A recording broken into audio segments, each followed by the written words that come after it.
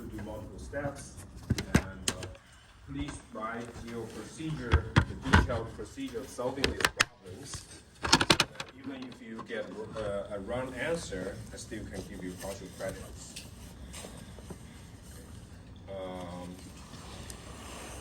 Any questions?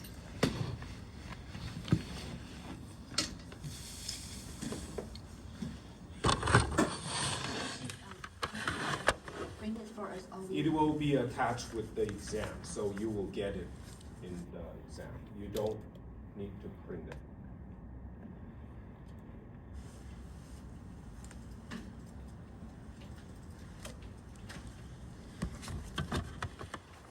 Any questions? No? Yes? So the multiple choice questions, are those gonna be like numerical problems as well? No, purely conceptual. No numerical, no calculation.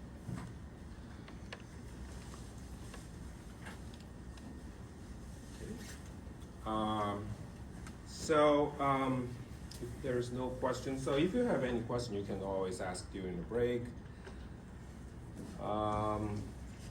If there's no more question, I will basically go through the most important slides for each chapter in this final review.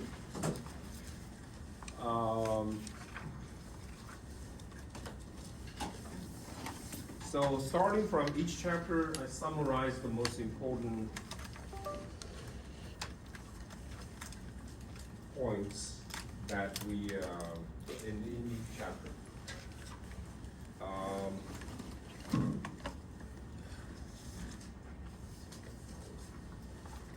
But the numerical problems can go beyond, we are not gonna talk about these examples again. So numerical problems can be from the slide, the slides for each chapter, not from the final review. Okay? We don't have too many. I'm just going to go through one numerical example in the final exam. Sorry, in the final review. Okay. The other numerical problems will be very close to the numerical examples that I went through throughout the semester in the lectures, or they can be very close to the questions in homework. Okay, so let's start with chapter 1. I'm not going to talk about chapter 0 anymore. Okay, that's just some basic concepts in finance.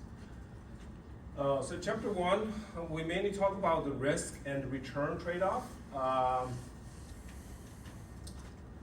And we talk about the efficient frontier with and without the risk-free assets. And we also talk about CAPAN, introduce this very important concepts in CAPAN, which are alphas and betas. These are important measures of performance, of risk of a stock or an asset. So we started with this simple model. There are two assets, R1 and R2. The returns are R1 and R2, and we try to kind of optimize our portfolio. We're going to create a portfolio based on these two assets, which means that you're going to put W1, fraction W1 of your money in first investment and the rest in the second. So the total return of this portfolio is going to be the weighted average of the returns. And the expectation, these two equations are the expected return and standard deviation of this portfolio returns. So this is the standard deviation portfolio return, rho is the correlation coefficient. Let me remind you that we also use this equation when we estimate the value at risk and expected shortfall of a portfolio of two stocks. So this equation is useful in estimating value risk as well. So we talk about this efficient frontier. The first version of this efficient frontier is based on risky assets only. So there's no risk-free asset. Without the risk-free asset, the efficient frontier is going to look like a curve. It's a quadratic curve, in fact. So any portfolio that you can construct is going to be on the right-hand side of this curve or on the curve. It cannot be on the left-hand side of the curve. Okay. So this is called the efficient frontier of based on a risky asset. And then if you are a risk-averse investor, the most efficient portfolios are on this curve, because for a given expected return, the portfolio on the curve has the lowest risk. Therefore, you should always choose the portfolio on the curve.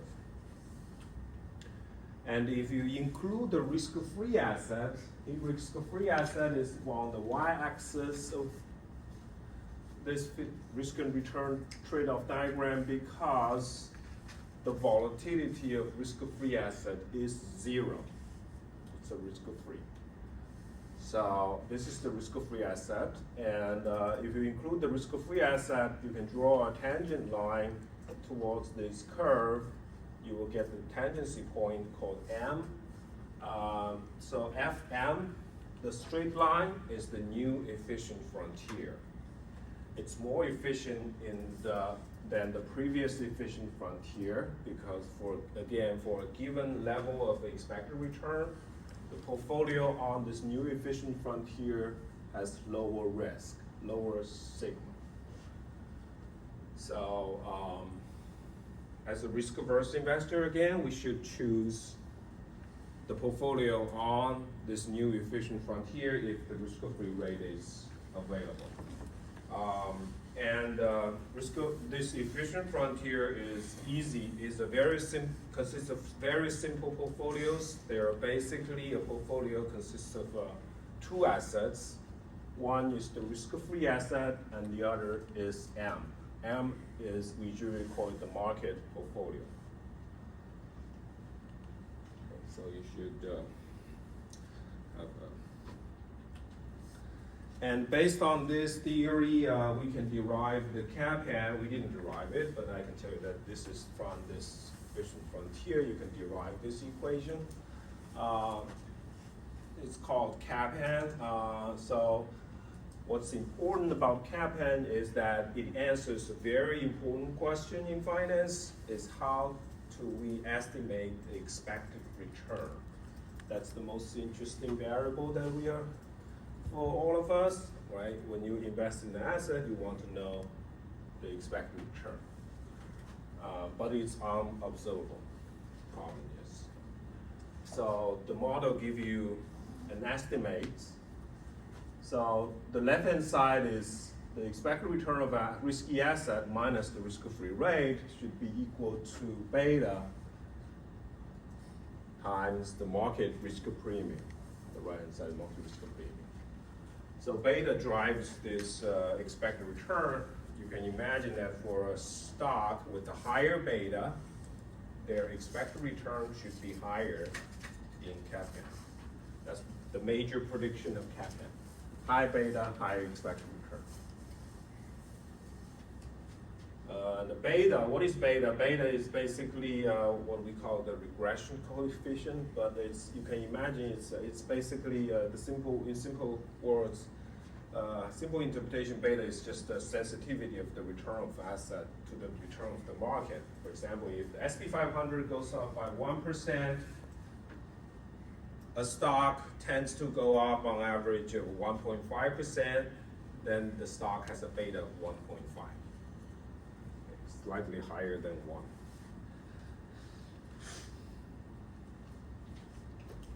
1. And the difference between the left-hand side and right-hand side is called alpha. In theory, alpha should be 0 if CAPM is true. reality cap hand doesn't work very well. So we call the difference as alpha. So a significant alpha different from 0 basically means cap hand doesn't work. Or we can also call alpha as a risk-adjusted return or something called an abnormal return. If you think about the return predicted by a cap hand as a normal return, then this is an abnormal return. We usually use use alpha to measure the performance of portfolio manager. So this asset management industry mainly focus on looking for trading strategies that can generate positive alpha, which means that you can earn a higher return even after considering the market risk that you're taking. So that's chapter 1. It's the most important. Chapter 1. Now let's look at chapter 7. Chapter 7 is about the financial crisis. So 3 things to be emphasized. One is securitization. Second is asset-backed security. And in particular, the cash flow of asset-backed security and asset-backed security CDO. So securitization is innovation in financial engineering. So the originator of the mortgage broker or banks don't keep these mortgages. They sell those portfolio of mortgages to companies to create product for investors from the mortgage. So it's an important tool to transfer risk, financial risks in the financial market. So you can imagine that once they package the mortgages into mortgage-backed security and sell those securities to outside investors, banks don't take the default risk of those mortgages anymore. Previously, before we have the securitization, banks originate the mortgage and they will hold those mortgage. So they take those default risks, but now they don't have to if they don't want to. So that's the structure of this mortgage-backed security or so-called asset-backed security. So you can include not just mortgages, you can include any loans, only bank loans, bonds, credit card receivables, mortgages, auto loans. So these are all debt. So you can include all those into this asset pool to create an asset-backed security. So there's special purpose vehicle. You can think as a fund, kind of fixed income fund manager who manages these assets. And but they also distribute cash flows to this different tranche holder. So investors is going to pick one of these to invest it in. So these tranches looks very close to a bond, but the risk of this tranche is very different from a bond. Usually outside investors would like to buy this equity tranche, so the bank has to hold it themselves or sell them to hedge funds. So senior tranche and the mezzanine tranche, especially for the senior tranche, they have a very high credit rating, so it's relatively easy to sell those to outside investors.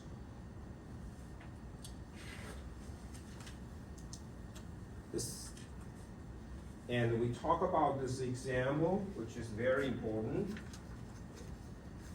So if they're based on these subprime mortgages, they're going to distribute the cash flow, those interest payments that they receive from these mortgages to these tranche holders, equity tranche, mezzanine, and senior.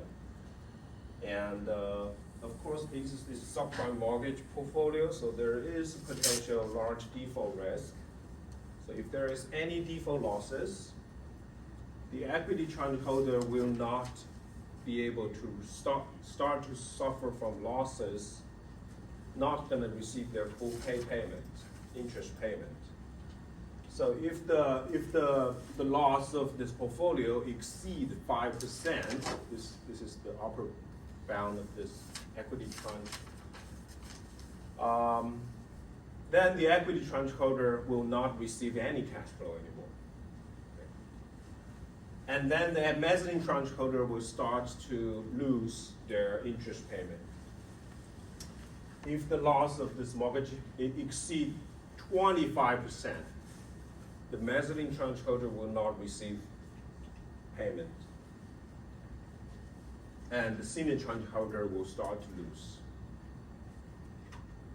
Okay. And the senior tranche holder is rated as AAA, so these can be sold.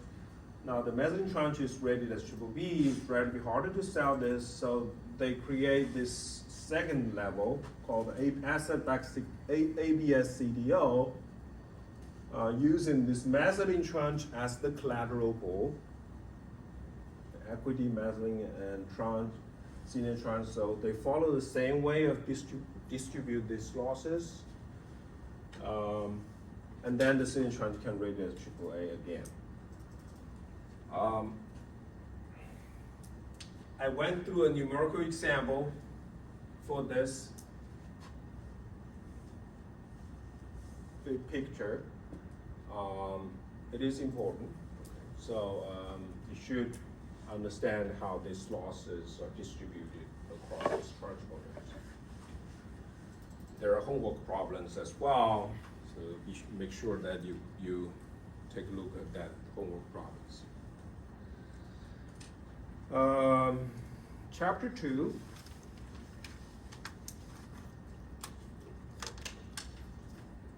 It's about banks. It's an important chapter, of course, so because this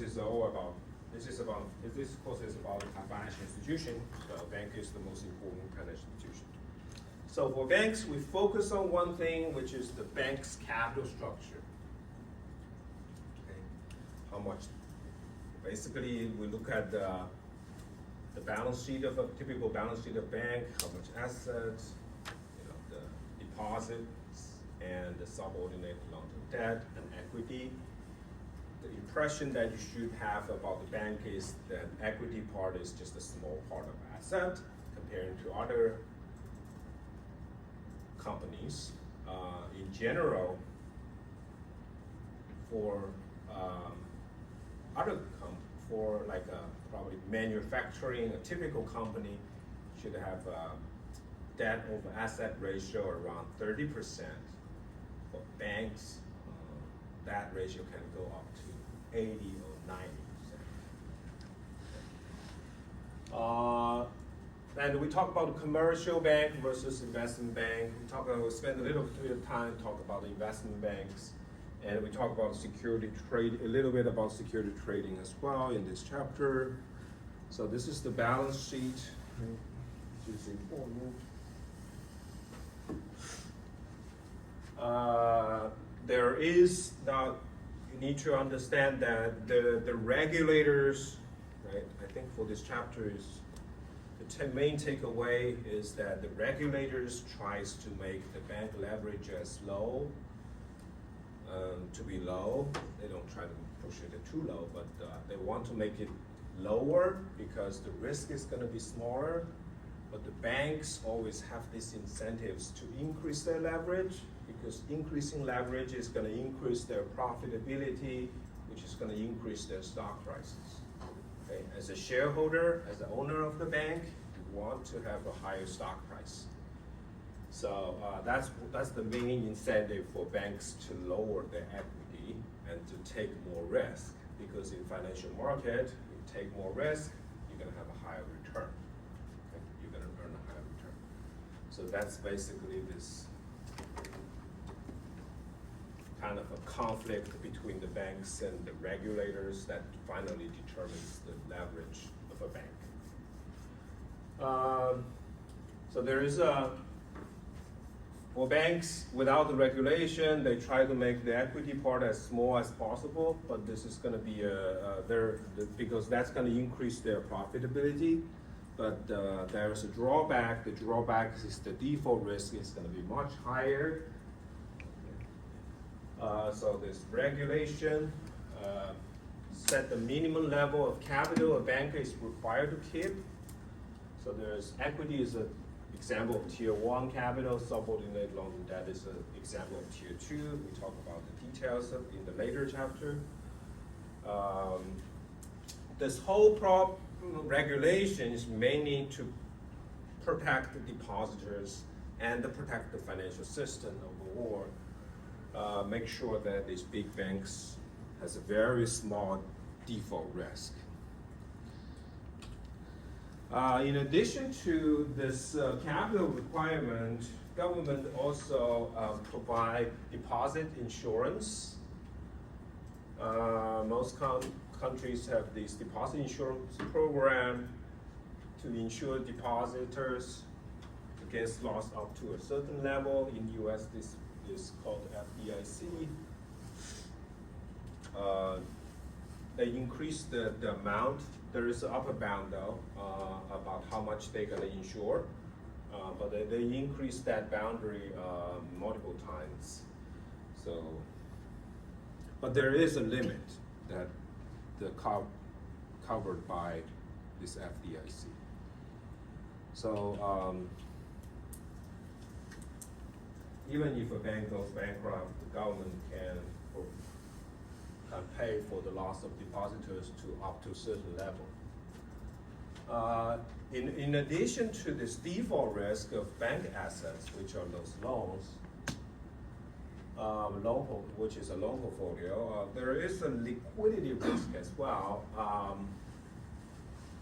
It's because, I think I emphasized this for multiple times, that banks use short-term deposits to finance long-term loans. And because of this mismatch of the maturity of asset and liability, bank has to roll over those deposits constantly because deposits are short-term. So, but in normal times, they can do it without any problem.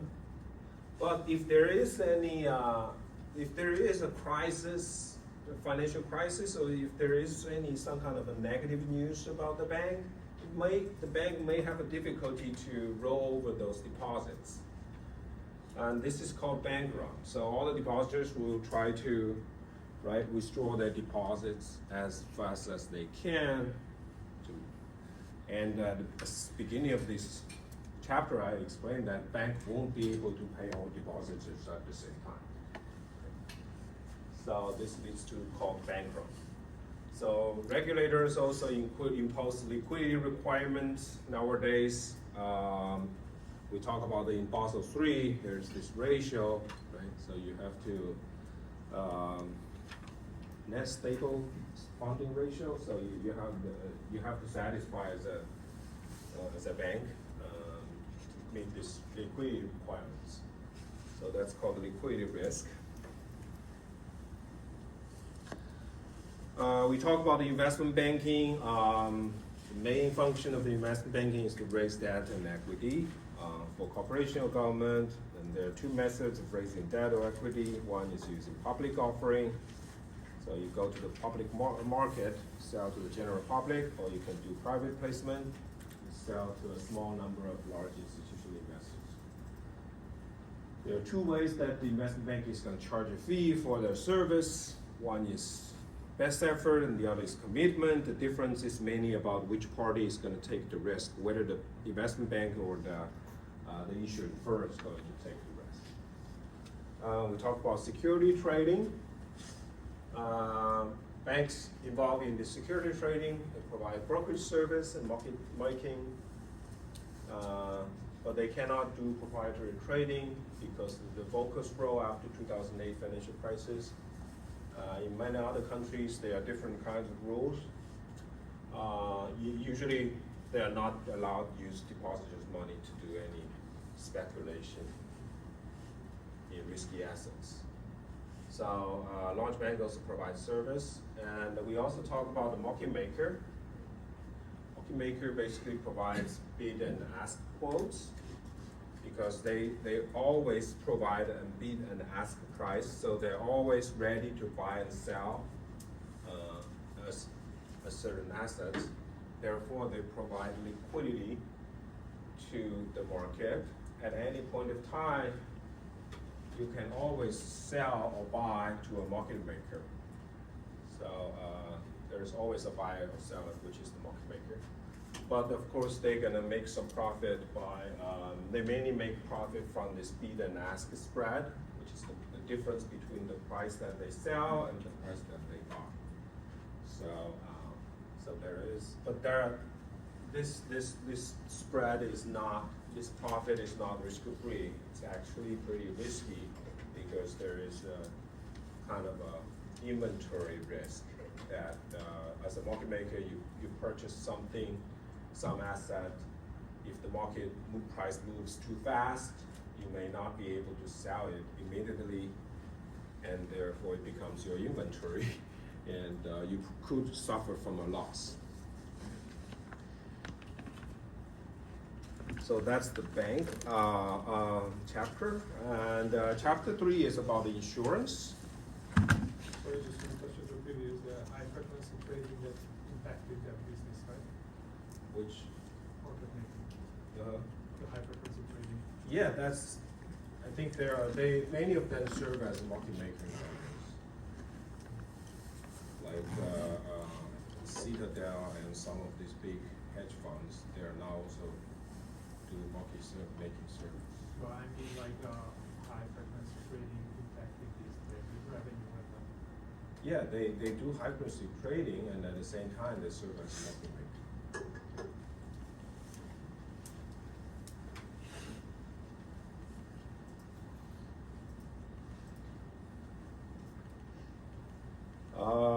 Chapter 3 is about insurance.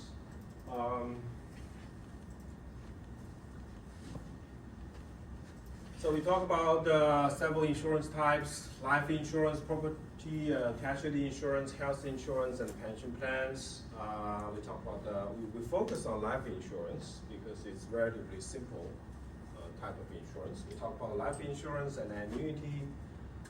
Talk about the valuation of a life insurance contract. Talk about longevity, mortality risk. How insurance company hedge.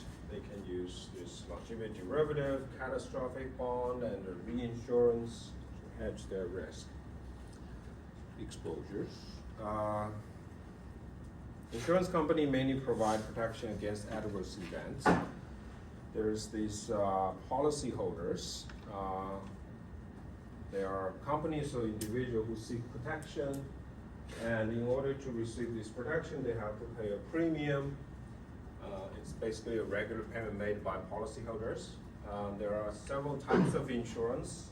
Life insurance, who pays beneficiaries when the policyholder dies.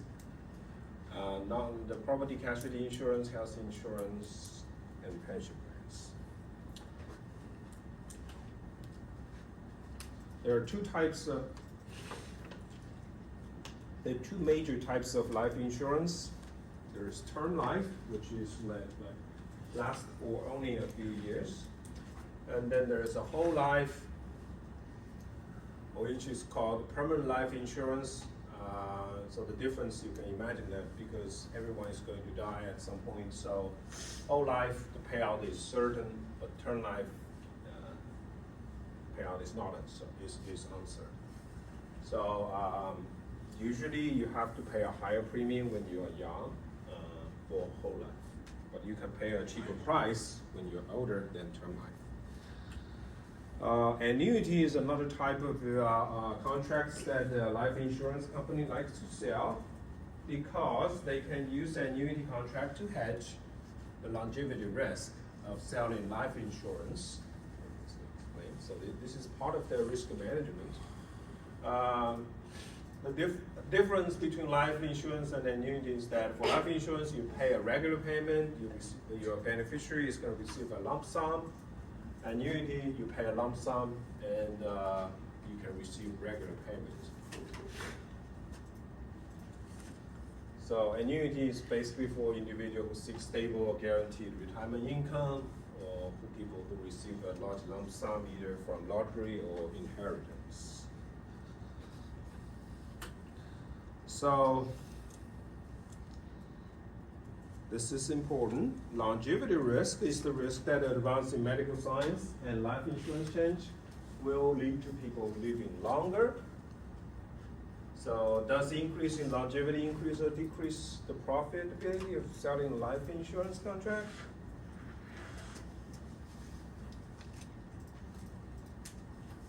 Right, I have the answer here. Can I ask about this? So longevity means, right? Longevity risk means that people tend to live longer. So the payout of this life insurance contract will be later. So the present value will be lower for the same amount if you push the cash flow into the future. Right? The present value will be lower. So the present value of payout is lower. That's the cost of this selling this life insurance contract. So that lower the cost, which means that increase in longevity is going to increase the profit of life insurance contract. Does increased longevity increase or decrease the profitability of annuity contract? Annuities, you stop paying payment as an insurance company, right? You always think about this from the view of an insurance company, right? So annuity, if people live longer, you have to make more regular payments. Therefore, that increases the cost to the insurance company. So increasing longevity decreases the profitability of annuities.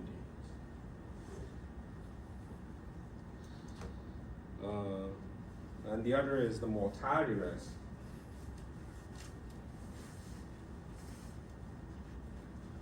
Mortality risk is that people live not as long as they expected due to either war or disease. Right? Increase in mortality risk, people tend to live shorter. So as a life insurance company, you have to pay people earlier rather than later. So present value of the payout is going to be higher, so the cost is higher. So increase in mortality decrease the profit of selling this life insurance.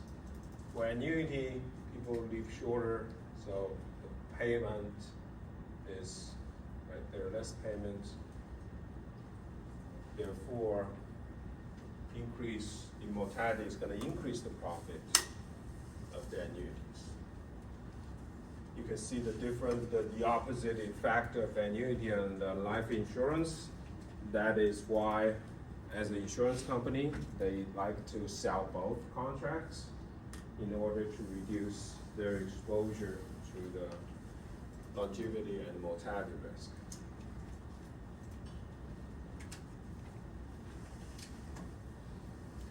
In addition to longevity and mortality risk, in addition to selling annuity, they also sell longevity derivatives. These kind of derivatives, the cash flow of these derivatives is going to be driven by the longevity risk or mortality risk. So, for example, if you think about this longevity bond, the coupon of the bond, which is the cash flows of the bond, is going to depend on the number of members in the population that will survive. You can imagine that the increase in longevity, more people will survive, and the cash flow will be higher. As a seller, you have to pay more. So increase in longevity decrease the profitability of selling this longevity risk, longevity bond. And considering that we talk about the relationship between the longevity risk and life insurance, increase in longevity, increased probability of life insurance. That's why selling this longevity bond helps the life insurance to reduce their exposure to this longevity risk. And this bond also helps. There is a demand for this bond because it's less correlated with the traditional financial assets. We talk about property casualty insurance. There are like car insurance and home insurance, more risky than. And these property casualty insurance companies, the major type of risks that they face is this catastrophic risk. Think about this hurricane or earthquake. So, or fire. So longevity, this catastrophic bond is a derivative that they use to hedge the catastrophic risk. So the bond buyer is going to help to absorb this catastrophic, the losses in this catastrophic events. Insurance company can also buy reinsurance from another insurance companies too. This is called reinsurance. This is a protection that they can use.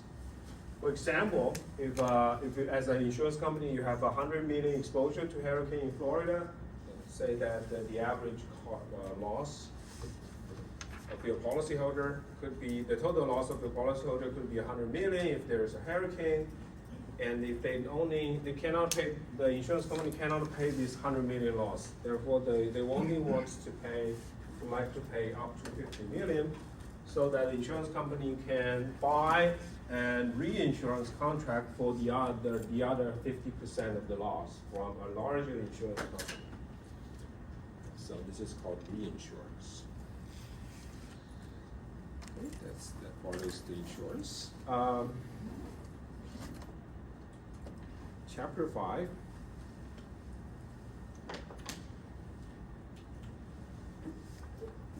It's about this derivatives and trading. Talk about the major difference between exchange traded market and over the counter. We talk about the short selling, futures, forward swaps, and options, and the moneyness of these options. You should understand whether an option is in the money, out of money, or at the money. So there are two major types of financial market. One is called exchange traded, and the other is called over the counter. So for exchange trade market, there are this very large financial market include the New York Stock Exchange, NASDAQ, and Chicago Board Option Exchange, Chicago Mercantile Exchange.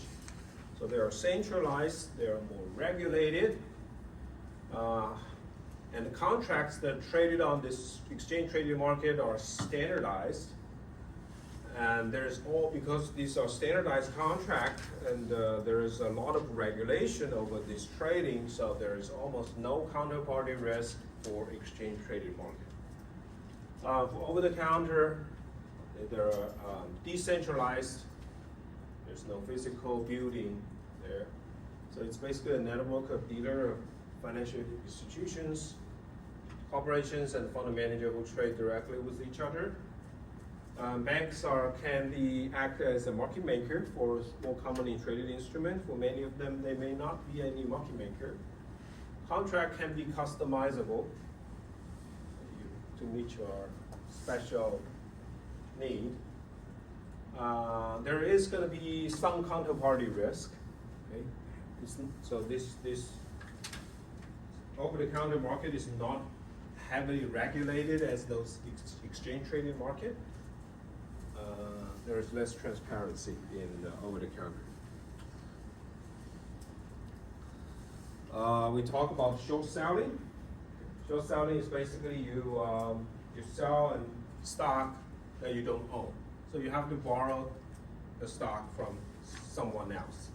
Your broker is going to help you to do that. Because you borrow the security, so you have to return it at some point.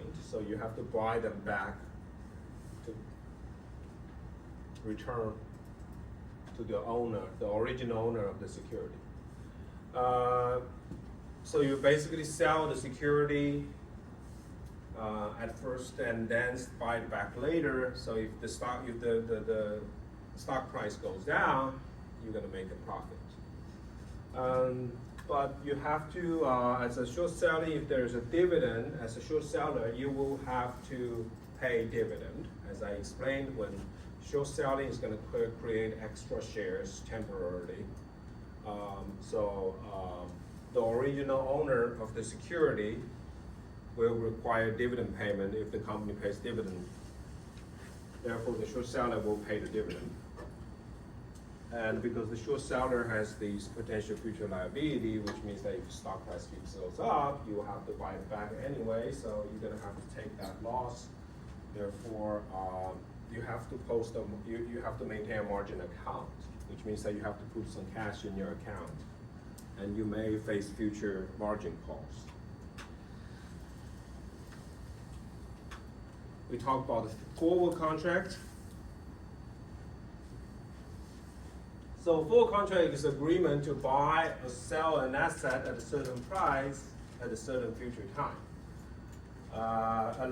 So there's these, it's a derivative, so there's always these two sides of the trade. So there's a long side, long position agrees to buy, and the short position agrees to sell the underlying. The forward contracts are traded in the over-the-counter market. Futures are traded on exchange. So they are particularly popular on commodity, currency, and interest rate. They mainly used to hedge the risk of underlying, or you can use them to speculate for speculation as well. So the standardized forward contract is called futures. So they're pretty close to a forward contract, but there is some important difference. Forwards are mostly traded on over-the-counter. Futures are traded on the exchange. So they are heavily regulated. For futures contract, they are regulated. They are standardized, and they are marked to market and settled daily for the futures contract. I explained this in detail. So because they mark to market daily, there's almost no counterparty risk. So the counterparty risk here is that if you're on the long side, you make a profit because of movement of the price of underlying. Your counterparty may walk away and choose to default, so you will not receive your profit from this transaction, this position. So that's the counterparty risk. But the mark-to-market mechanism eliminate this counterparty risk, because every day, if there's a small profit or loss, it will be paid immediately at the end of the day, okay, between the two parties.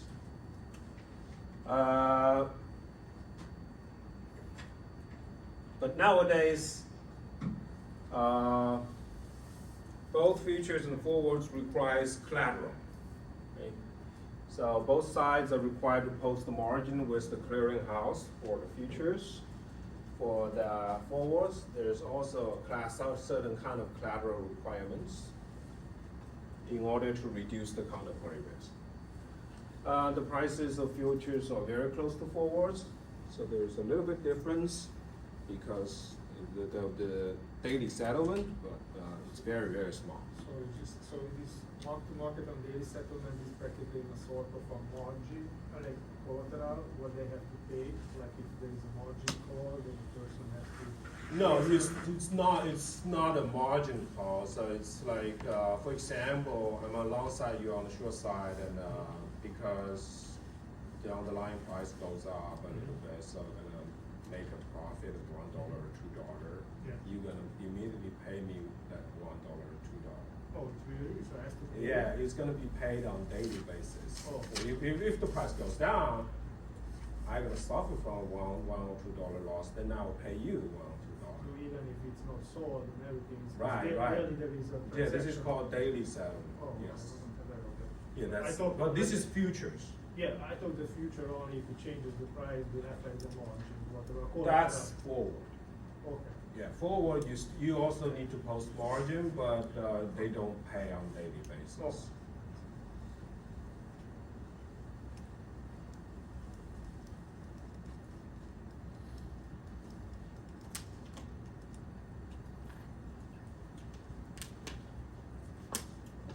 So we also talk about swaps. So swap is the agreement to exchange cash flow at a specified future dates according to certain specified rules. So there are several exchanges of cash flows. So you can think about swap is kind of like a portfolio of forward. For forward is just a one day exchange, but swap involve multiple multiple exchange of cash flows in the future. The most common swap is this plain vanilla interest rate swap, which is a fixed rate on LIBOR, which is a short-term interest. LIBOR is a short-term interest rate. We talk about options. This is probably the most popular derivatives, types of derivatives. So there are two major types of options. One is call and the other is put. Call option allows you to buy an asset by a certain date for a certain price. The certain price is called strike price. Put is an option to sell an asset at a date for a price, which is the strike. So options are traded both on exchange and over the counter. The largest one, stock option, is Chicago Board Option Exchange. So moneyness of options. The moneyness, there are three types of moneyness of options. One is called in the money. The other is called out of money. And the last one is called at the money. At the money is very simple, right? So you're gonna look at this. I show you that for stock, there's gonna be all this for a given maturity. For example, 1 month options. There's this whole set of calls and a whole set of puts with different strike prices. You find the one that the strike price is closest to the current stock price. That's called at the money option. Okay, it's pretty straightforward.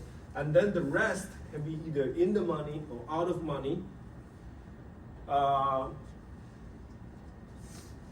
So for calls, if stock price is greater than K, it's called in the money. For put, if stock price is less than K, it's called in the money. So it's kind of confusing because it's opposite for calls and puts. But there is a simple rule to distinguish from in the money, out of money.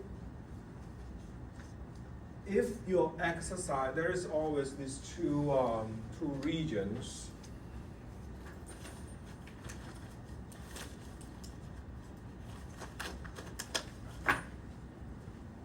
Whether it's a put or call,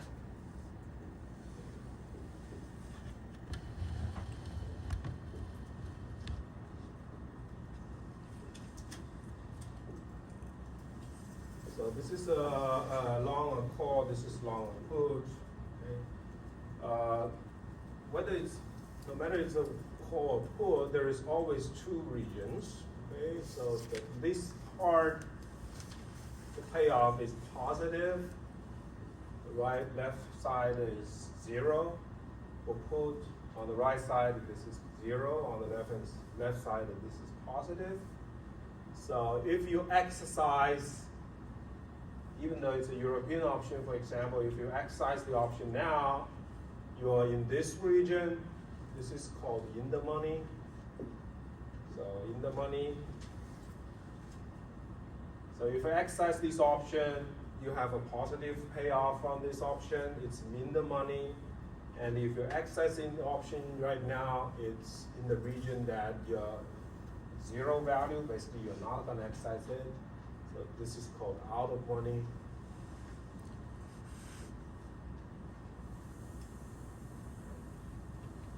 And the out of money options are very cheap. That's another distinguish. That's not a difference between in the money, out of money. In the money options are expensive. Out of money are cheap in dollar value. Because if you exercise the option now, it has 0 value.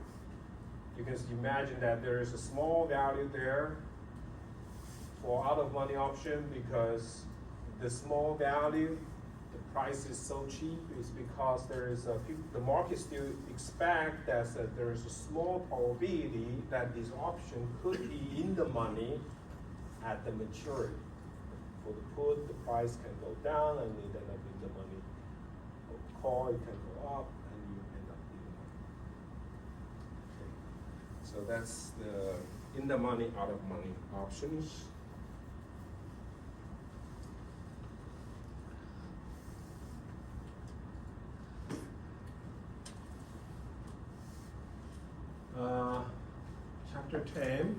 Chapter 10 is about the valuation and the scenario analysis. We talked about the difference between valuation and scenario analysis, the extreme value of stock prices. We have these 4 formulas. The risk and neutral valuation, the difference between risk and neutral and the real probabilities. Valuation and scenario analysis are 2 important activities for financial institutions. Both are about estimating the future cash flows, but they have different objectives. For valuation, we are interested in the present value of the expected future cash flow. So we try to price an asset in valuation. Okay? Either you price a stock or price an option. Scenario analysis, we are interested in the range of situations that might exist in the future time. That's just like how bad can things get? You can think about like a value at risk and expected shortfall. These are all belongs to the scenario analysis. And we introduced this geometrical running motion, in which it's basically the stock return is going to follow a normal distribution, and we derive that stock price is going to follow this so-called log normal distribution. We're interested in these 2 areas. Extreme values, and we derive these 4 equations. N is the cumulative normal distribution. S0 is the stock price. V is another price. Mu is the expected stock return. Sigma is volatility. T is the horizon. You can use this equation for estimating the risk and neutral probability as well. The major change will be replacing mu with the risk-free rate R. And there's another 2 equations, which is given the probability Q, can we solve this threshold V, this boundary, such that the probability stock price greater than V is Q, or less than V is Q. We can solve for this V. To compute risk and neutral probability, we substitute mu with R.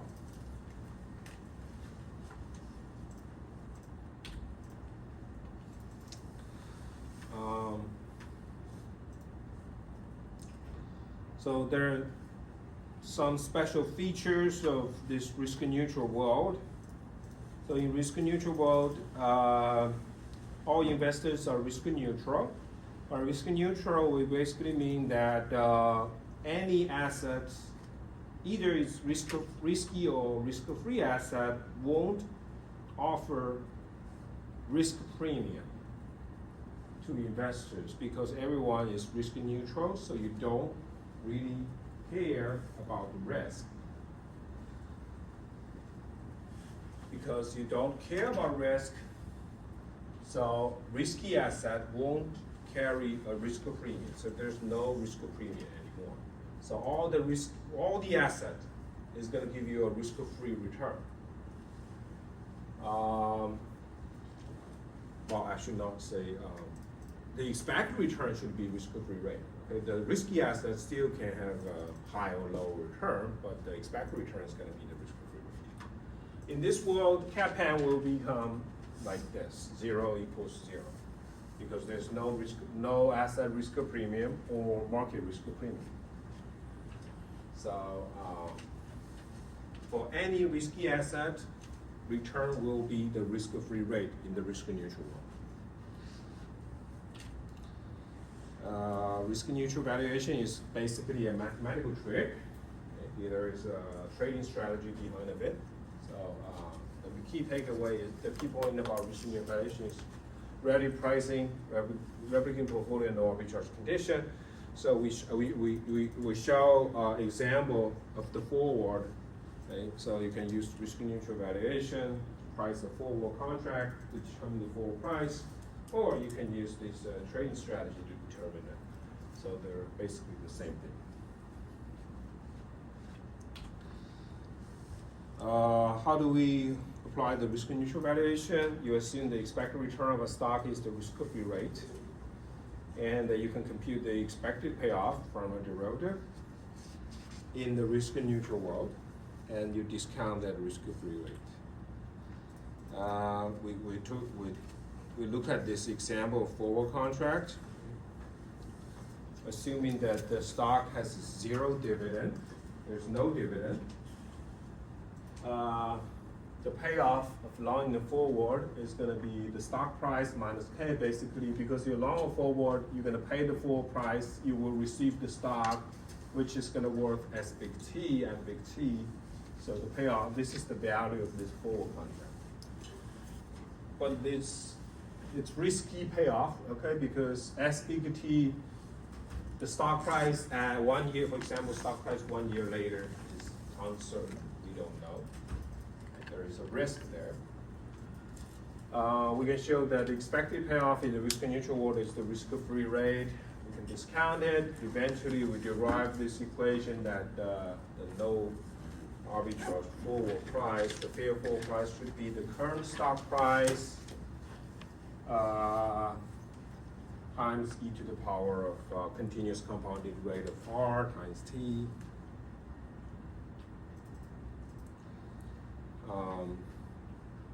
We can also, for example, use this two-value or binary option. In order to value, the binary option basically pays you $100 if stock price at T is greater than V and 0 otherwise. So you have to compute the risk neutral probability that stock price is greater than V at big T. So we derive the equation so you can use that equation, but be careful when you use the equation because now you're trying to solve the risk neutral probability, so you have to replace the expected return with the risk-free rate. Because this is risk neutral probability, all risky assets gives you a same expected return of risk-free rate.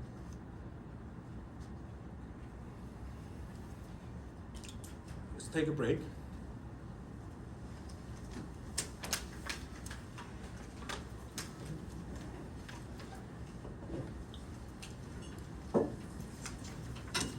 Since you've been ready. That was easy. That's easy. Just pick the one you wanted. Yeah, and learn about it. 1987, you'll find the most information. That's closest. 1987, 87. Black Monday. That's the closest one. You'll find the most information about that book.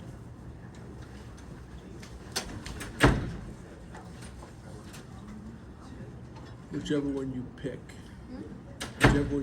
just let me know ahead of time, and we can talk about it after the final exam. Okay. Chapter or the financial crisis? Yeah, whichever one you're gonna pick for Ed's project. For that practice, haven't decided. Yeah.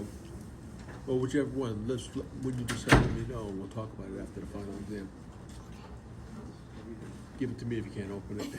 Thank you. Thank you so much.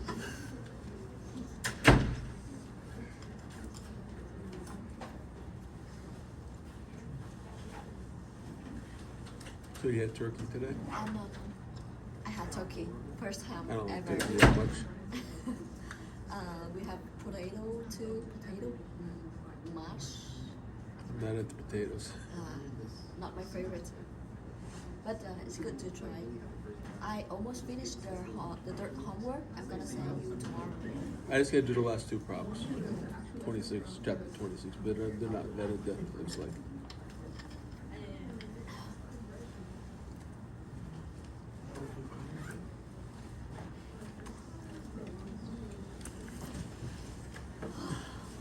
I was wondering why my bag is so heavy today.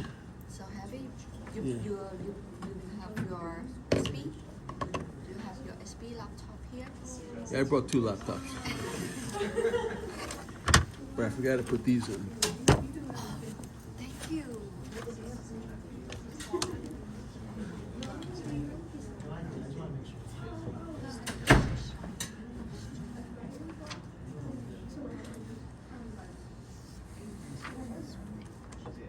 Did you read it? That's the financial econometrics class I took this semester for economics. Oh. They had undergraduates, look at the math of those things. They had undergraduates doing them.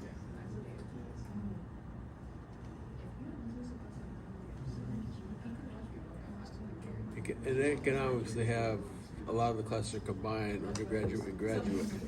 So which semester I'm gonna use this book? It would be an optional course for you. Fifth semester? It's a springtime course, so it's a fall-time course, so you can do it whenever you want.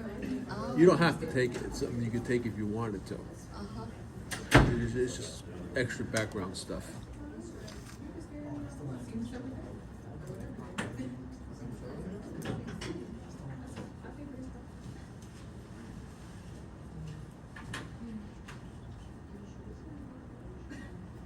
Because I am an international student, so I need to follow this schedule. Yeah. Like I said, just read the book. I need to sort of follow this schedule. You have to do 3 courses per semester. Yeah, At a minimum. Minimum, yes. So It would be, you could do it in this semester if you wanted the to. fall. Yeah. So this semester. You would have to take an extra course, but they would charge you for it because this program charges you for every course. Versus the other economics, which I will go into, you pay full tuition no matter how many courses you take. Yeah. So that's the issue. Yeah. 1500 for a credit. Yeah.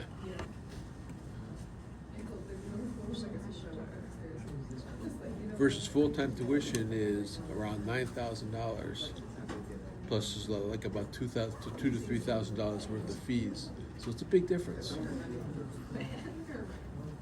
The price a lot of difference between international student and non-American student. Well, that's for Americans too, because School of Business does stuff strictly by credit, whereas the regular part of UConn you pay full-time tuition up to 9 credits. You go by credit, but above 9 credits a semester, it's just take whatever you want. Yes.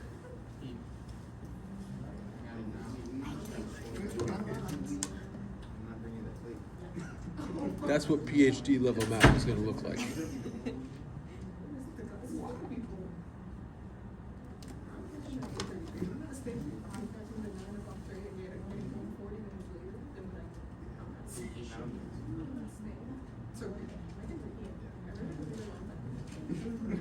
We have learned about this. Yeah, it's binomial tree. Yeah. Yeah. Fangay and Yakov also talk about it. Yeah. You could do that with any asset. I like that one too. It is. It's simple. And as you add more steps, it approximates the Black-Scholes.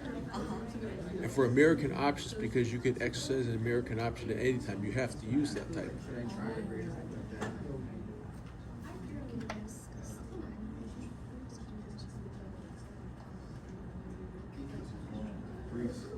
I have that as a PDF too. That's why I'm giving you the books. But You don't need this. once I have a PDF, I don't want the books. Okay. It's You just prefer extra PDF clutter. more than the book. Thank you.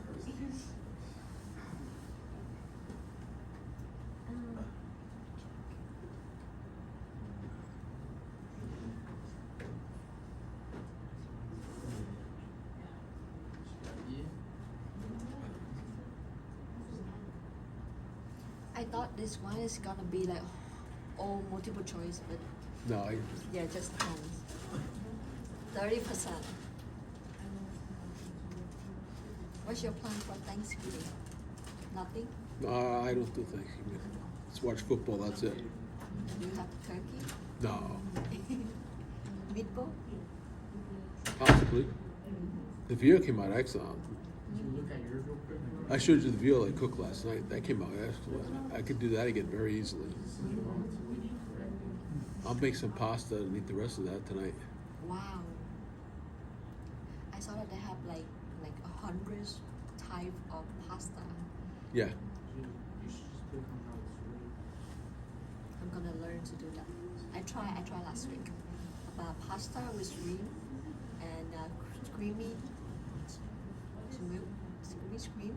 You gotta go red sauce.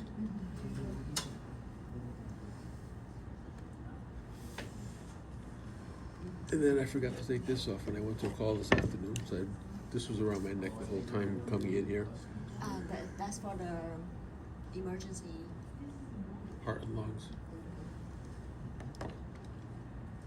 So you usually like when you have like a cold from a heart pain or something like fire, you gonna like drive or Comes over this, and either go directly to the scene or go to the firehouse. so you drive yourself to the firehouse, and then you're gonna go with them. Sometimes I'll go straight to the house. By So I road. carry everything in my truck.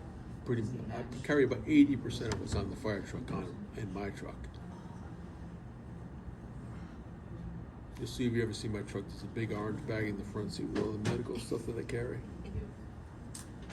Amazing. How many people you usually go with them? There's about 50 in the firehouse in the company, but maybe only 5 or 10 of us will go at most for a medical call. For a fire, you'll get more to show up.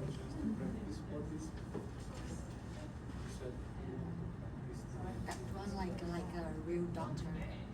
Yeah, that's pretty much the top of the line. It's electronic. It amplifies stuff. Goes in the ears. And here they are hurt. Put in your ears. I don't know how to use that. Thank you. Thank you.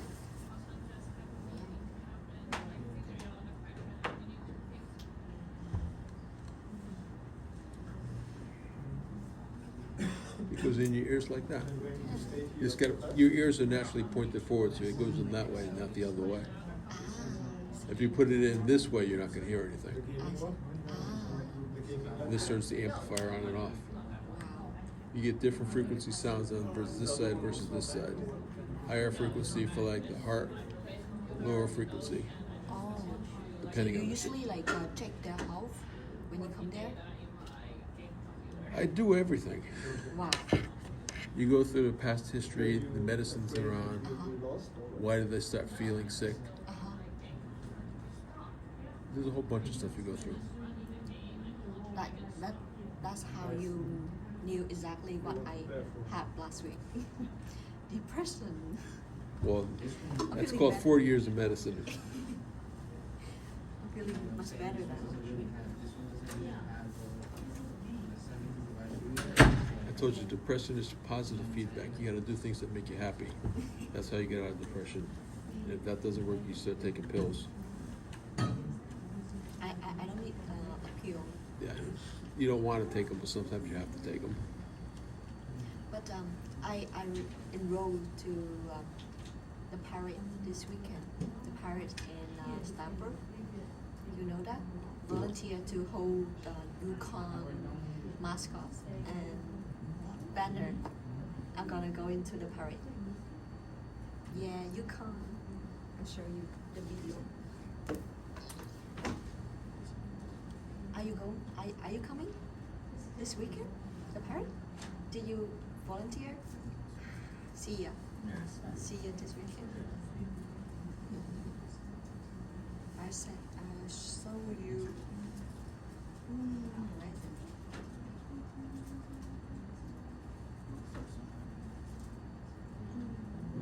Here.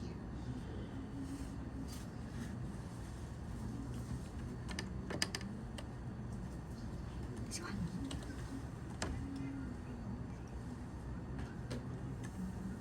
This is of last year.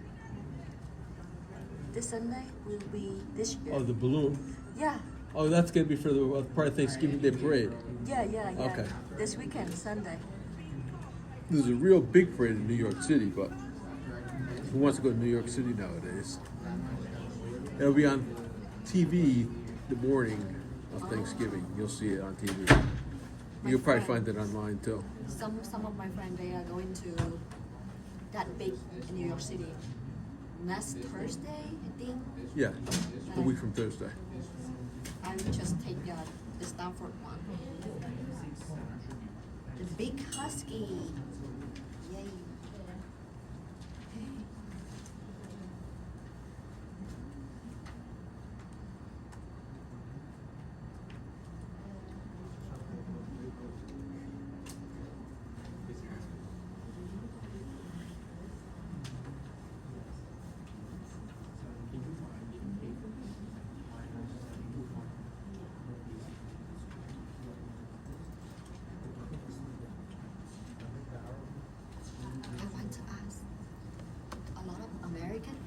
big, they use this side. Twice this mean. Like this hand side, you know that? It's just a way of saying, emphasizing what they're trying to say. Ah. It's kind of a stupid thing. Yeah, I saw a lot of people use that, so I don't know why it's to emphasize. Just like a funny way.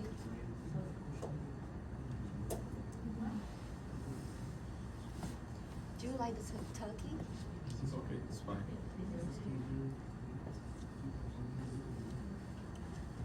It tastes different with chicken. Exactly. I like chicken more than I like the turkey. Yeah, I prefer chicken. I like dark meat with chicken, but Dog meat? yeah. The legs and the thighs, the breast is too dry for me. Mm-hmm. Yeah, agree. I haven't tried dog in its steak.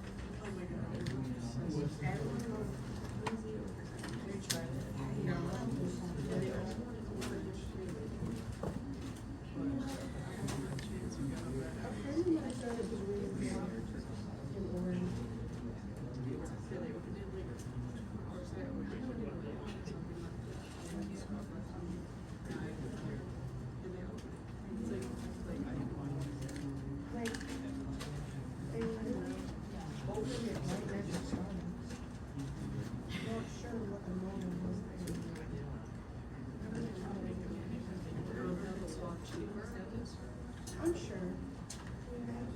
Not too much going on.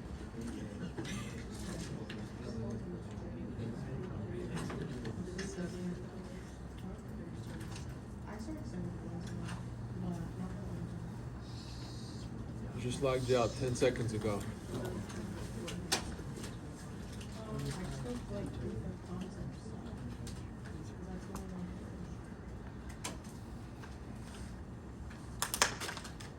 of Okay, let's move on. So chapter 15 about Greeks. The definition of Greeks, and we also talk about this approximation, which is the Taylor series expansion. And we talk about hedging the Greeks. The most important one is delta. The first, what do we call the first order effect? Captures the first order effect. So delta is defined as the change, the P is the portfolio value, change in your portfolio value with respect to changes in underlying asset price, which is S. It's called, it's a partial derivative. Basically, you assume all the market variables remain the same. So there's no change for other market variable. So if there, for example, if there is a $0.1 increase in the price of gold, that leads to gold value decrease by 100. The delta of the portfolio is minus 1,000. And based on this measure, we have introduced a hedging strategy, which is called delta hedge. Delta hedge basically makes your portfolio, is to make your portfolio delta neutral. In this case, you're gonna buy 1,000 ounces of gold, so that your portfolio is gonna have a zero delta, which means that your portfolio is not gonna be exposed to the gold price change. Okay? So that's called the delta hedge. In delta hedge, first delta is the first order effect. Second, delta hedge is cheap. Transaction cost is lower because you only need to trade the underlying assets. You don't have to trade those nonlinear derivatives. So the cost is lower. That's why it's most important one. And we also went through two examples. One is the delta hedge of a linear product, delta hedge of a nonlinear product. Delta hedge of a linear product, right? So you just set up the your hedging portfolio, and you're done. You can wait until the maturity of the contract or your portfolio. You don't have to change your hedging portfolio, but for non-linear product, you have to constantly monitor the changes in delta, because for this non-linear product, delta is going to change with respect to changes in underlying price. So you have to make your portfolio delta neutral period by period. For example, on weekly basis or on daily basis. The second one is called gamma. Gamma portfolio measure the extent in which large change cause problem in delta hedge. This is particular for the non-linear product. For linear product, gamma is 0, so there is no such thing as gamma. For non-linear products such as options, there could be gamma, and the gamma, the effect of gamma in your portfolio is that if you have a non-linear product, if you're delta hedge, if there's a large movement in the underlying asset price, your portfolio values still are going to change because of gamma. Okay. So gamma measures this large change. So gamma is the second order derivative with respect to underlying.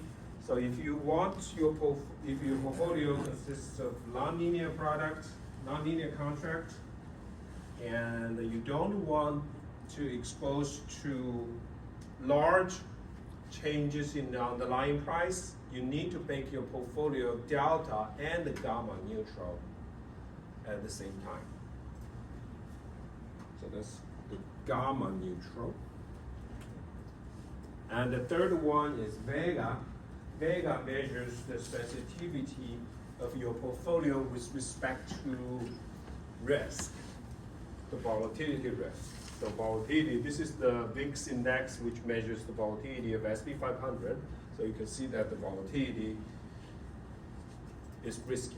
So this is, right, this is kind of a random, there is certain kind of randomness in this index, which is what we call the volatility risk. For non-linear products, such as options, they're going to change with respect to volatility. High volatility tends to increase the price of these options, so you're going to expose to volatility. So Vega measures the sensitivity of portfolio value with respect to volatility. Combining all of these, we have this Taylor series expansion. Okay. So on the left-hand side, we have the change in your portfolio value. This is delta. This is theta, the change passage of time, but this is not a risk. Okay? This is time decay. This is gamma. So this is the case without the volatility risk. If you consider the volatility risk, you're going to add the Vega term. This is Vega.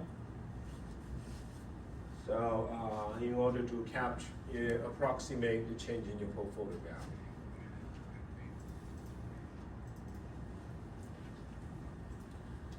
I want to go through a numerical example. This is the only numerical example I'm going to go through in this review slides. So let's look at this example. This is a comprehensive problem about Greeks. Financial institutions hold derivatives on stock. Underlying price, share price is $100. Portfolio contains 2 derivative positions. There's a call and put. You have 100 units of call, 200 units of puts. So these are the delta, gamma, and vega of these options. And I have a traded option, which is available with this delta and gamma and vega.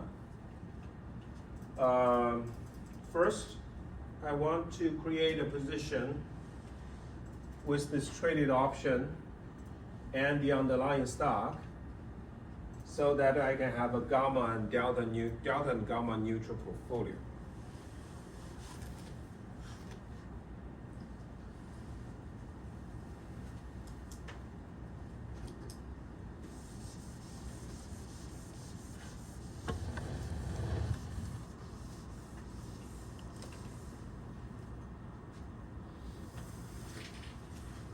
So I'll just to save us some time, I'm gonna talk about the solution. The solution actually is in the notes part of the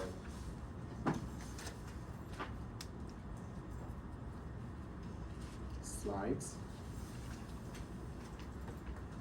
So because you want to use this option to hedge your portfolio, so first of all, you need to solve gamma and delta of your portfolio.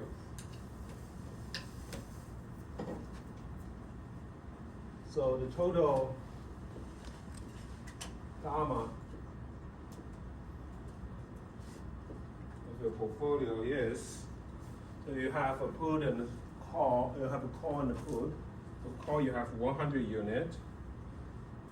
Gamma is, for each unit of this option, gamma is 1.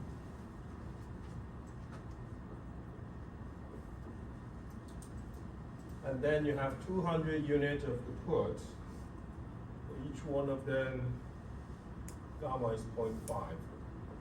So you can solve for the total gamma of the portfolio, which is 200.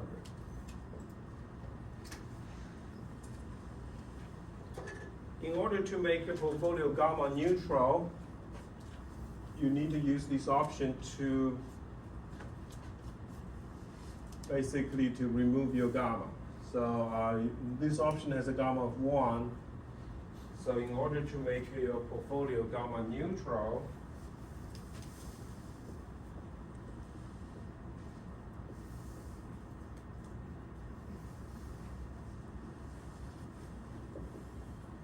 you need to short 200 gamma divided by 1, so it's going to be 200 units of these options.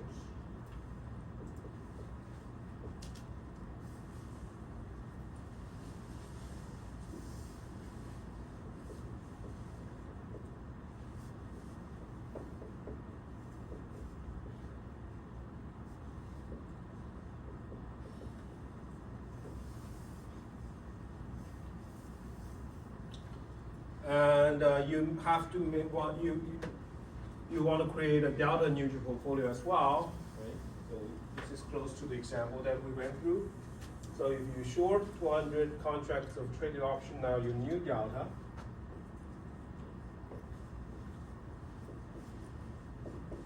Now you have to first of all, of course, compute the delta of your original portfolio. So 100 units of call, delta is 0.6. And 200 unit of put, delta is minus 0.4.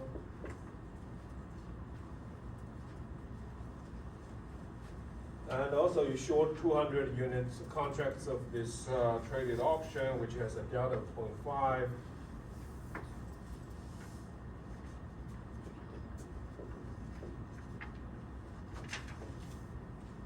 So the total delta is the new delta is minus 120.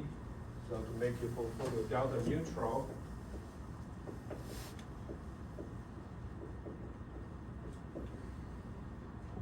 you need to long, because you have a minus 220, you have to long 120 share of the stocks.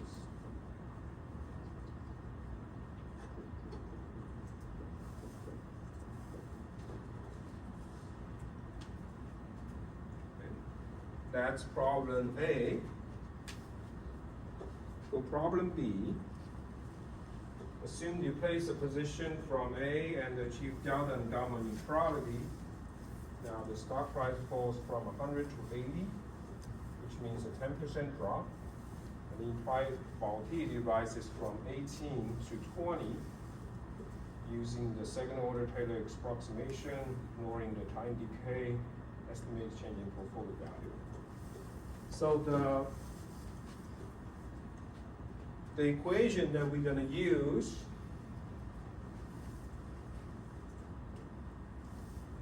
is the first line on the slide. It's also in the formula sheet.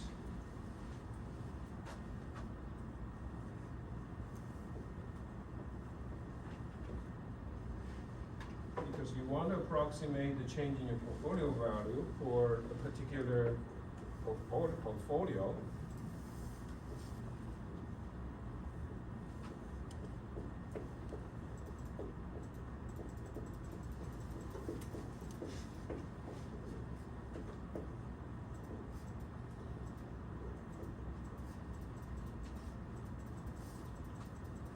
Now, this portfolio, because we already achieved delta and gamma neutrality, so delta is 0, this term is 0. Gamma is also 0. So both these two terms are gone. We assume that the passage of time is 0 too. So this is 0. So the change in your portfolio value is only going to be driven by the vega of the portfolio. Now you have to estimate the vega. So this is vega. You have to estimate vega of your portfolio. So vega is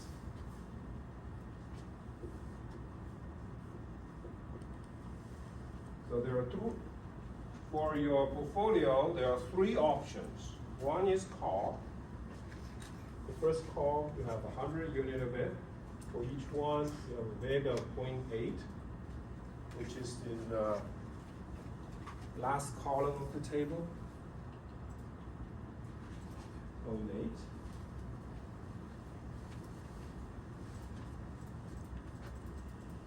And for the put, you have 200 unit of it, vega of 0.6. And don't forget about this traded option.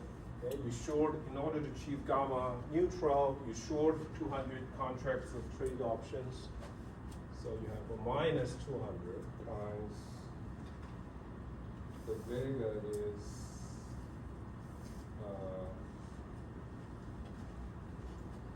vega of this traded option is 0.75.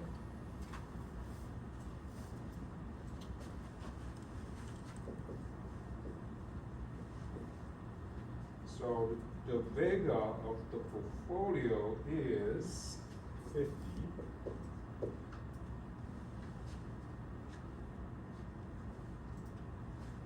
Now you can go back to this equation, right? So your vega is 50 times the change in the volatility. The volatility increases from 80 to 20, so the change in volatility is 20 minus 80.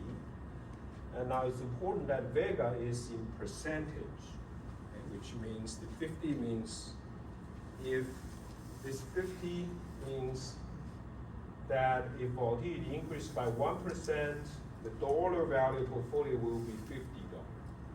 So that's going to be 22 minus 80. This is 2. So the portfolio value will increase by 100.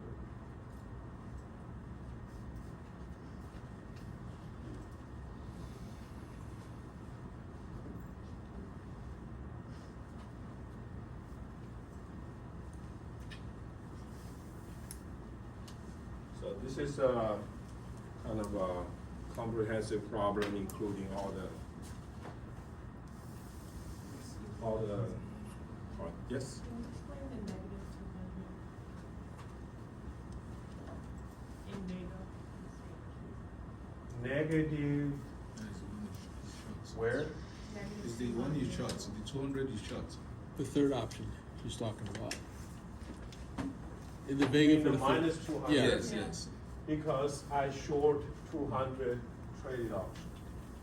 So when you take a short position, there is a minus sign. You long, it's plus. Plus sign. If you take a long position, it should be plus, positive number. If it's shorter position, you get shorter option or security should be minus. So in this case, for example, you have a minus 120, so you have to long 120. Here's the stuff.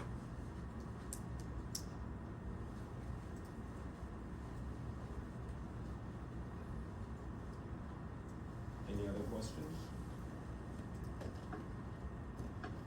You said the first part is derivative PV, like the derivative S, that's the vector, huh? No, that, This is vega. oh, So this is theta vega, sorry, delta vega and theta gamma.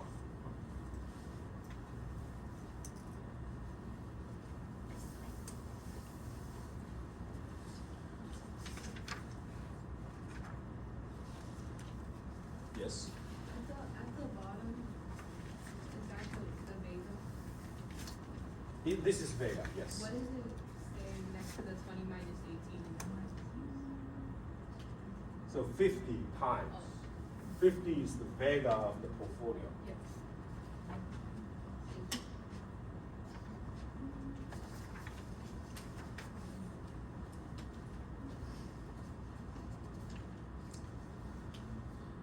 Okay.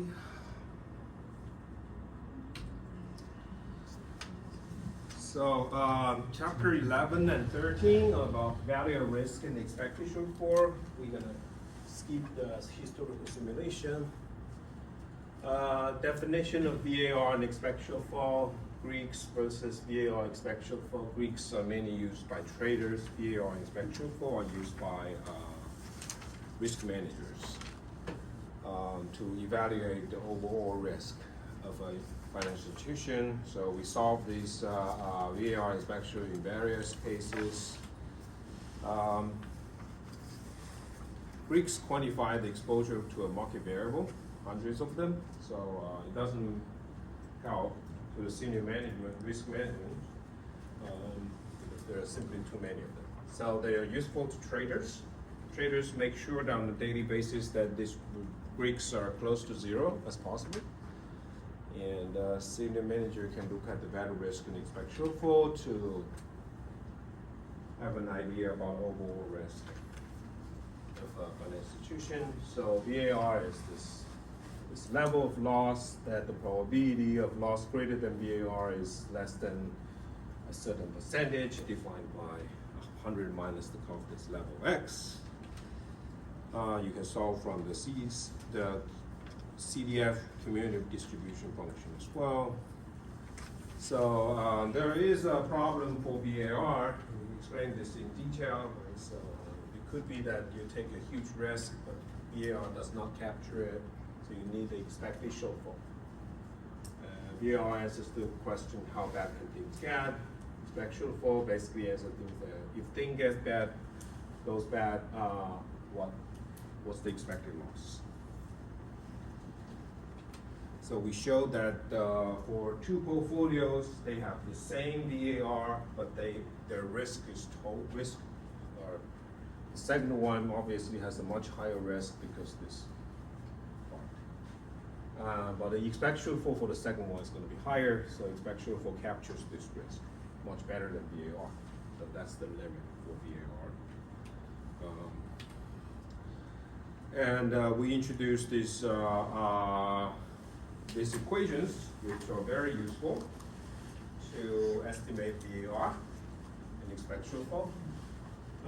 In the equation, right, mu, we assume that the loss is going to follow a normal distribution. That's an important assumption. Okay? If you make that assumption, you can use these formulas. So the VAR is going to be the expected loss. Mu is the expected loss in dollar terms. VAR is in dollars as well. Mu is in dollars. Sigma is also in dollars. So make sure that if you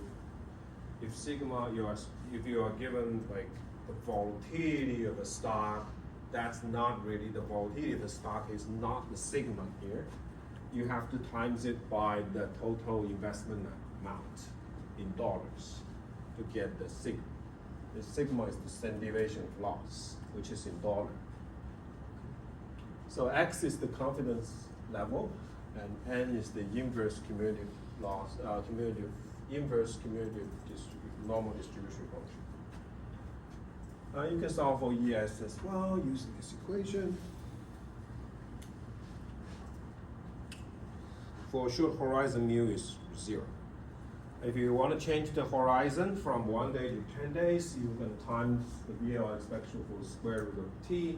If the losses are independent over time, if there are some autocorrelation, we have a slightly different equation to help you to adjust for autocorrelation.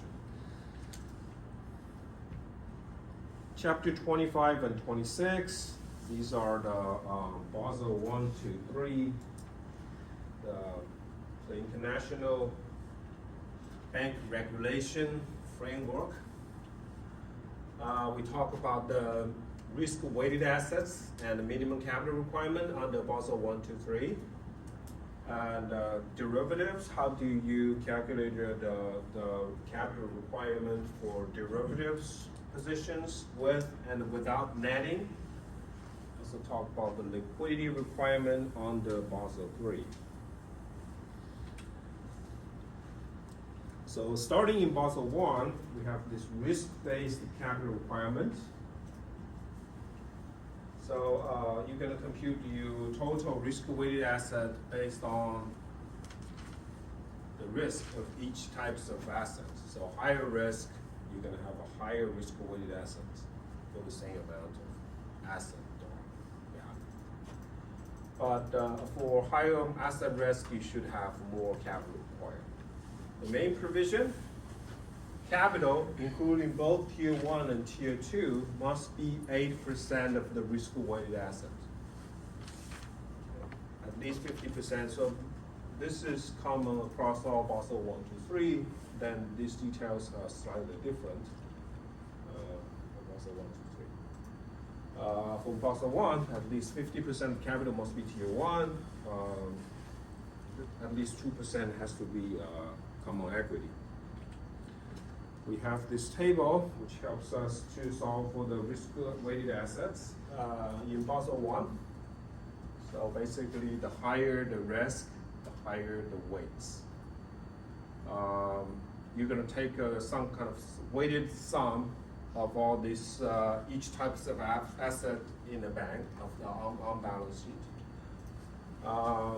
LI is the principal amount of item.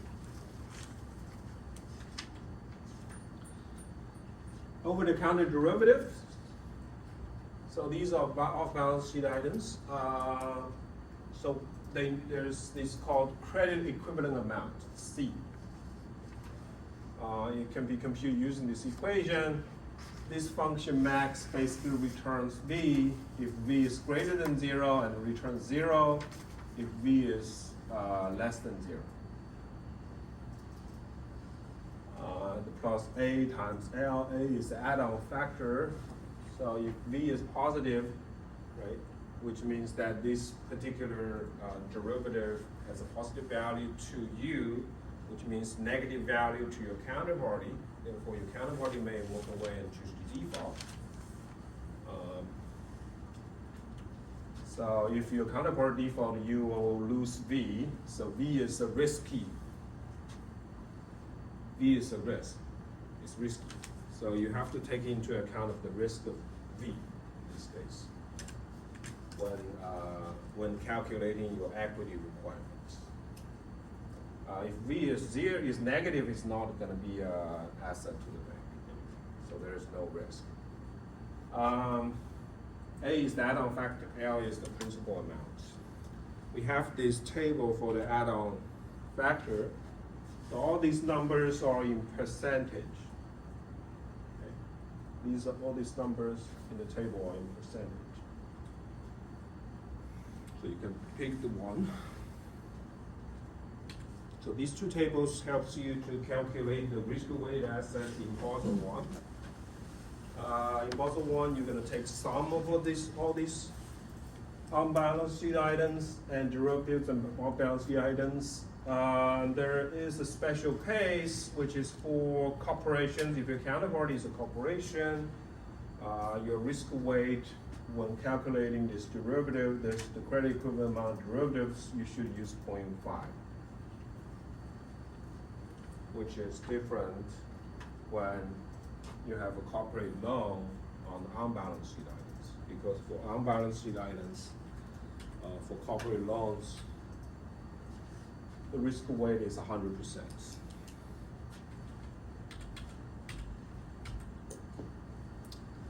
So there's this mechanism called netting. Netting basically reduces the counterparty risk a lot. It basically means that if you have multiple derivative transactions with a single counterparty, either you or your counterparty can only default on all of those transactions or not default on any of them. So without netting, your exposure is going to be this, the sum of this max V0, because without netting, your counterparty can default on any of them. But with netting, right, your total, either your counterparty is going to default on all of them. So you're going to take the sum, the market value of all of them. Only if this total value is greater than 0, there is a potential risk that your counterparty could default. So that's the exposure after with netting. So there's this net replacement ratio, which is the exposure with netting divided by the exposure without netting. Usually lower MRR means that the benefit of netting is higher.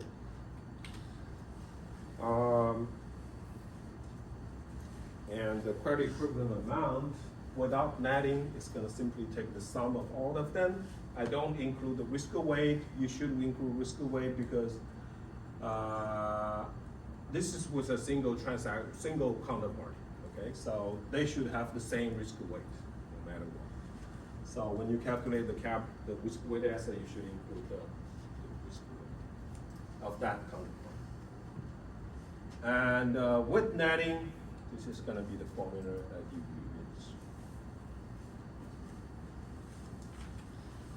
use. Basel II, implemented in 2007. There are 3 pillars.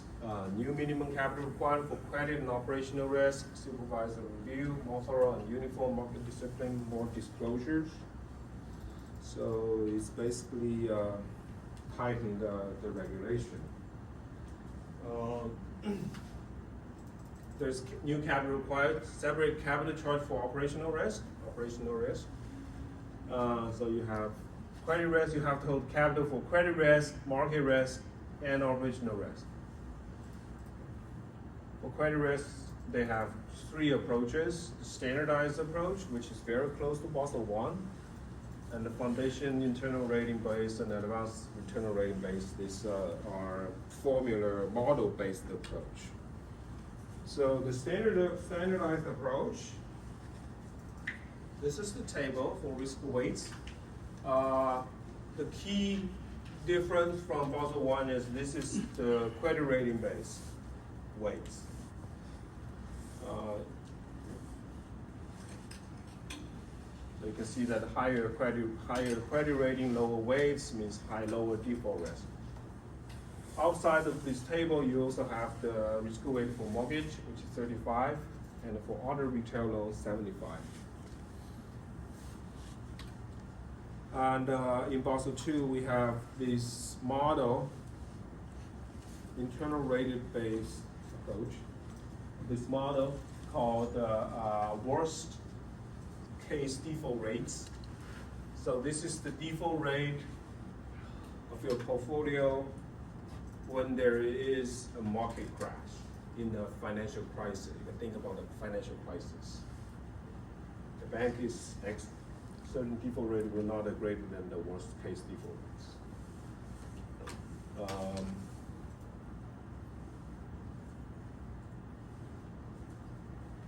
How are you going to handle all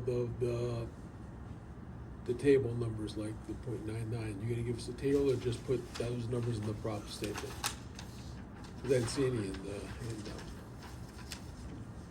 Yeah, the formula sheet that you see here is going to be the formula sheet that I will touch with the exam. But what about like, you going to give us in the problem statement the inverse distribution number for 0.999? You don't need those. Yeah, I will give you Okay. whatever you need. You don't need to check any table, normal distribution table. You don't need the Excel. You don't need any of that. So those distribution numbers I'll give you. There is a question I also wanted to ask. So, I get your final answer.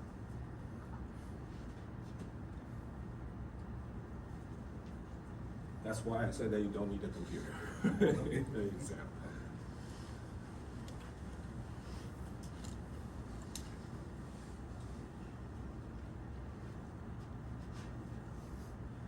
Dependence of rho on the probability of default rate. So this rho is the correlation, default correlation. It can be solved from this equation. PD is the probability of default. So you plot. This is only for corporate loans. There's different equation for personal loans. So if you plug this into the previous equation, you're gonna get this table. So given the probability default, you will have the worst case default rates. The capital requirement is computed in this internal rate-based approach. It's gonna compute it using this formula. EAD is the exposure at default of a borrower I. You can think about the EAD as the dollar amount of the loan that you make to borrower I. Okay.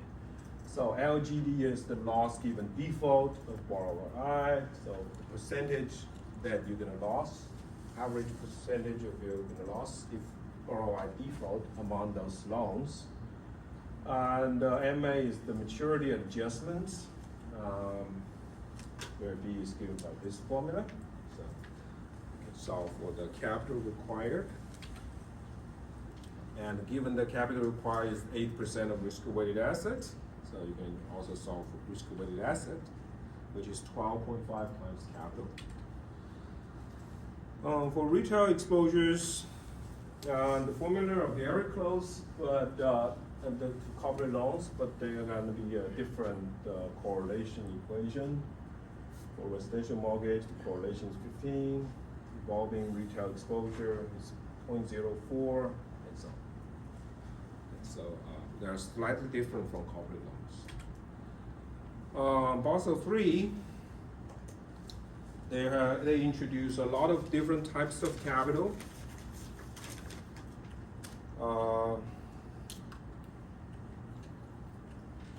So they increased the capital requirement a lot after 2008 financial crisis.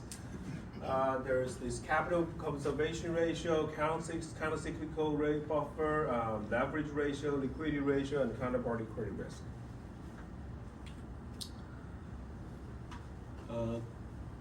So again, you have three types of capital in Basel III. One is called Tier 1, because it's mainly about common equity. There's additional Tier 1, which is non-cumulative preferred stocks, but it's also Tier 1. Tier 2 includes subordinate long-term bonds. So you can see that Tier 2 only is going to be help absorbing losses when a bank is already default. Definition tightened, there's new limits. Common equity has to be greater than 4.5 in risk-weighted asset. Tier 1 has to be greater than 6%. Plus Tier 1 plus Tier 2 is going to greater than 8% of risk-weighted asset. This is the same across Basel 1 to 3 as I explained. Limits have been increased for this subcategory. We talk about these liquidity risk ratios. Liquidity risk, we explained it already. In order to make sure that the bank has enough liquidity, they have to satisfy these two conditions. First is this is the short-term liquidity, like 1 month liquidity coverage ratio. High-quality liquidity asset must be greater than the net cash flow of the next month. The second one is net stable funding ratio. This kind of measures the 1 year liquidity.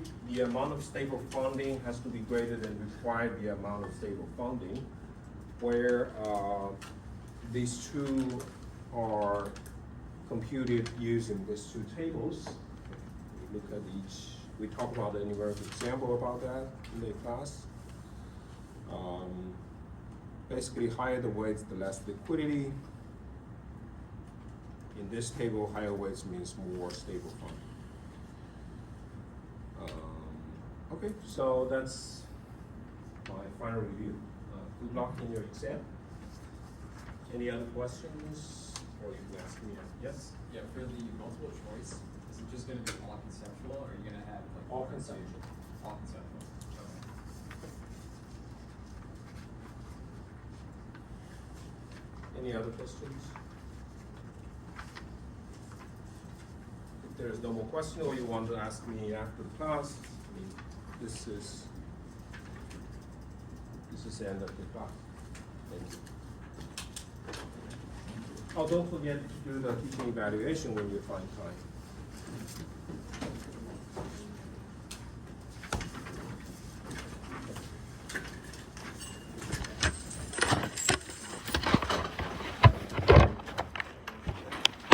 And don't forget to submit your homework. If you need your homework free to give you final grades. My next one is